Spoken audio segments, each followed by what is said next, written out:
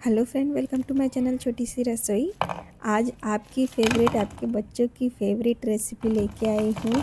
ये है chicken popcorn, एकदम केएफसी स्टाइल, उससे भी कहीं ज़्यादा अच्छा, घर का बिल्कुल हाइजीन मेंटेन, कोई भी तरह का कुछ भी ऐसा नहीं है कि नुकसान करेगा।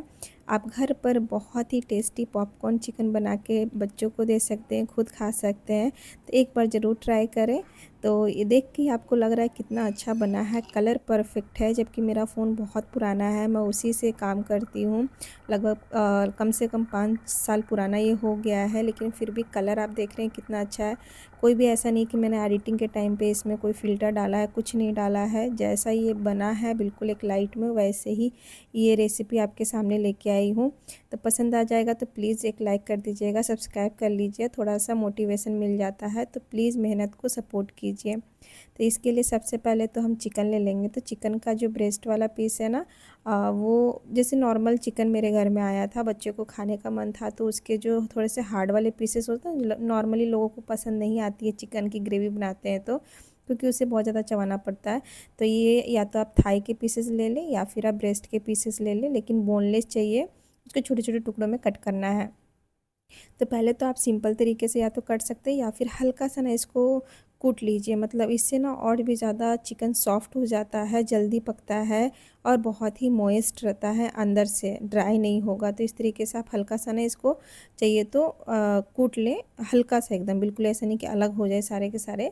हल्का सा आपको इसको सॉफ्ट कर लेना है। उसके बाद इसके छोटे छोटे पीसेस कर लें जिस हिसाब से आपको पसंद है। उसके बाद एक बाउल में निकाल लीजिए। तो ये बोनलेस चिकन जो हमारा है ना, वो पूरा का पूरा 250 ग्राम है। जैसा कि आप देख रहे हैं उसी के अकॉर्डिंग आपको चीज़ें बताऊंगी। तो ये नीचे डिस्क्रिप्शन में भी मैं लिख दूंगी कितनी कितनी क्या क्या चीज़ें हैं।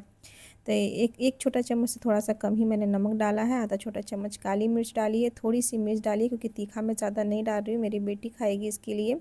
और थोड़ा सा पेपरिका पाउडर है, आपके पास नहीं है तो आप कश्मीरी लाल मिर्च पाउडर थोड़ा डाल सकते हैं।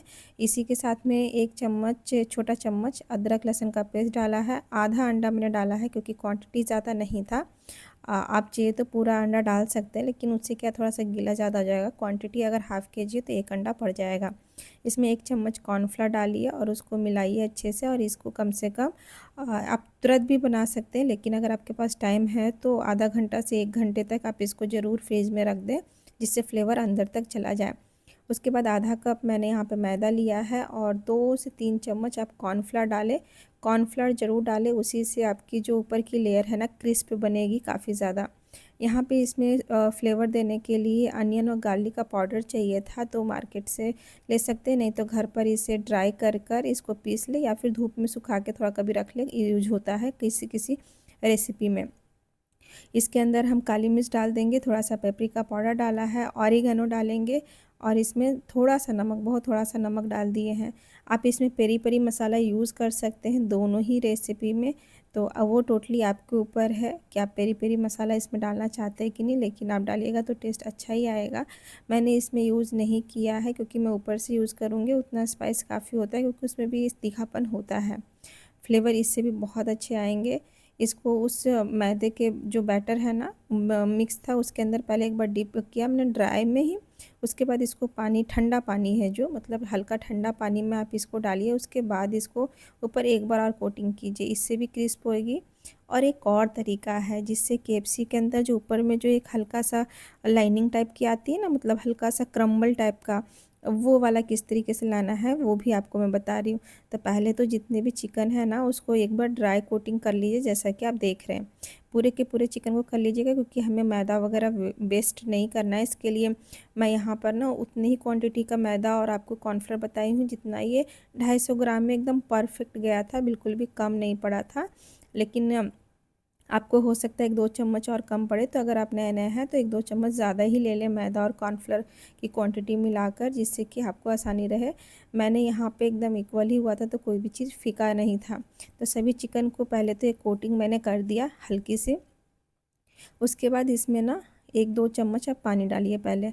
उसके बाद इसको हल्का सा क्रम्बल कीजिए। इसका जब क्रम्बल कीजिएगा ना, तो आपको पतली पतली सी, जैसे होता है ना कॉर्नफ्लेक्स टाइप का, ये बन जाएगा। जैसा कि आप देख रहे हैं बिल्कुल इस तरीके का ये बन जाएगा। और उसके बाद इस चिकन को ना पानी में डिप कीजिए। देख रहे हैं हल्का सा कोटिंग बनी, मतलब हल्का सा पतला पतला सा आपको कॉर्नफ्लेक्स जैसा बन जाएगा। उसके बाद इसको पानी में डिप कीजिए और इसके अंदर आप डालिए, तब ऊपर की जो लेयर है ना बहुत ही अच्छी आएगी। जितनी पतली पतली आपको चाहिए, मतलब जितना मोटा पतला उस तरीके का आप इसका एक दरदरा सा भुरभुरा सा मैदे का कोटिंग बना लीजिए पहले ही, फिर इसको चिपकाइए। तो वो ये बहुत अच्छी उसमें एक टेक्सचर आता है।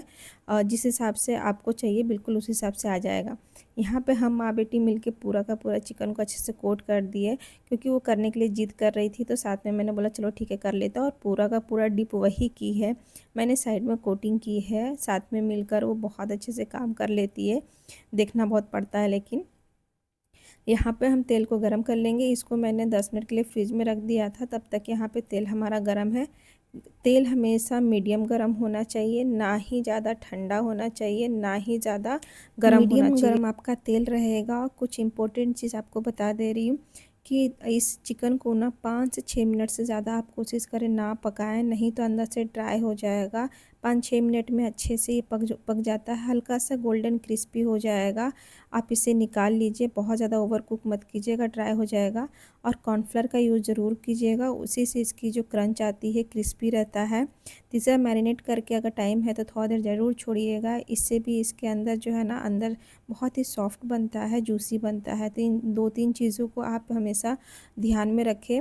और चौथी बात यह है कि अगर आपको एक्स्ट्रा क्रिस्पी चाहिए ना, तो सभी को एक बार और फ्राई कर लें, मतलब डबल फ्राई कर लें, इससे और भी एक्स्ट्रा क्रिस्पी हो जाता है। तो ये 4 चीज़ें हैं जो आपका पॉपकॉर्न मार्केट से कहीं ज़्यादा अच्छा बना देगा। और बनते बनते ही मेरे बच्चे खाना स्टार्ट कर देते हैं, जैसा कि आप सभी को पता है। तो पहले तो मेरी बेटी अपना लेके चली गई, उसके बाद मैंने इसके ऊपर पेरी पेरी मसाला डाला। इसे आप मेयोनीज के साथ खाइए, सॉस के साथ खाइए, चिली गार्लिक स्वीट सॉस के साथ खाइए, या कोई भी चटनी के साथ खाइए।